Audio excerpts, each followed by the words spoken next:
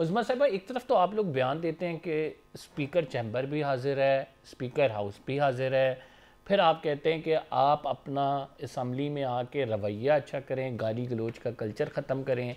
फिर जब वो बेचारे कहते हैं कि आएँ हमसे बैठ के बात करें, हम जो है उस रियासत हम पर तशद्दुद कर रही है, हमें साइड लाइन किया जा रहा है, तो आप फिर बात भी नहीं करते हैं। फिर आप आवाज़ें कसते हैं कि ये देखा, ये आ गए ना टेबल पे, यही थी बस, करो ना जाके तुम एहतजाज, दो ना कॉल।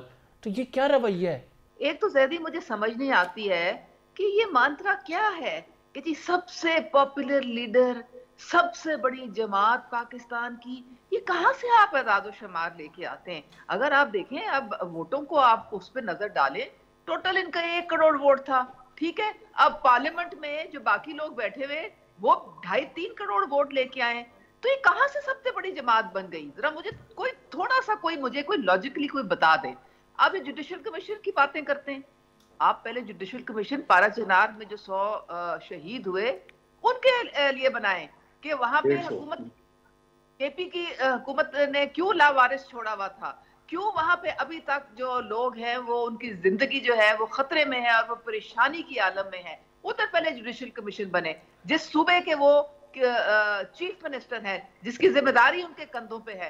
एक जुडिशल कमीशन वहां भी बना दें। देखें, हम सर तोड़ पोलियो कैंपेन चला रहे हैं क्योंकि पाकिस्तान ये जंग दोबारा लड़ रहा है, तो एक जुडिशल कमीशन बनाए।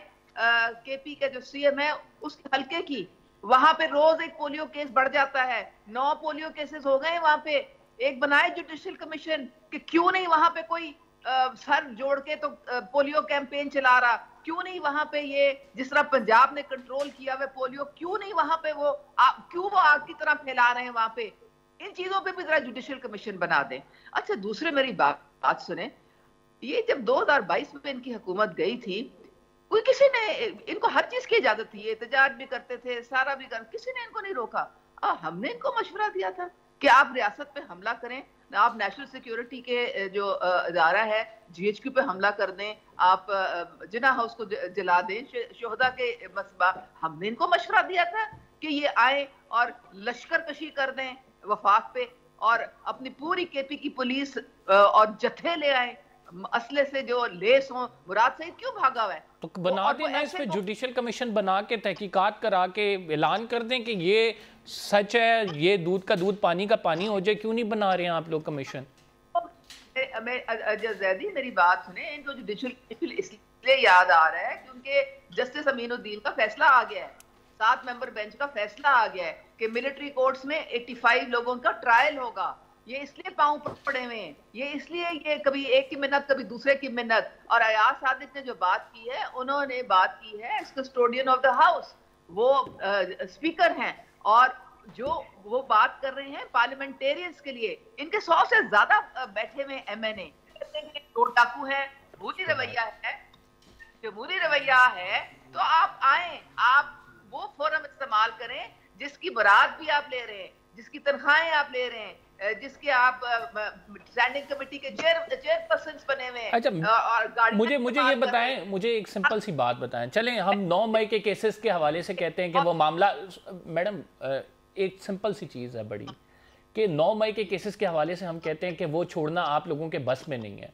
वो अदालतों में मामला चल रहा है, चलें अदालतों से उसके फैसले होने।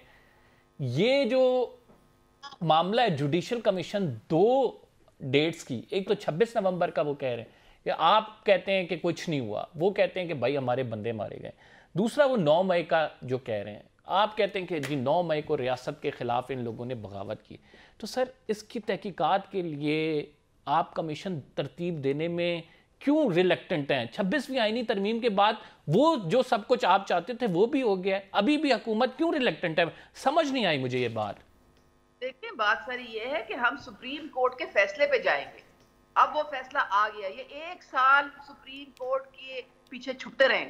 कौन सा फैसला आया है? अब का फैसला आया है कि मिलिट्री कोर्ट्स में इनके ट्रायल्स होंगे। नहीं आया ये, लोग हैं, वो तो फैसला ये आया है, वो तो उसका फैसला ये आया है कि मिलिट्री कोर्ट्स में जो ट्रायल अब तक हो चुके हैं उनको अनाउंस करना है, और वो भी subject to the decision of Supreme Court है। वो हो गया ना, वो भाई साहब हो गया है। और वो अब मैडम नहीं हुआ, वो हुकूमत ने असूली फैसला किया है कि जब वो फैसले आ जाएंगे उसके बाद जो भी लोग होंगे चलें ठीक है, उसके बाद आप करेंगे।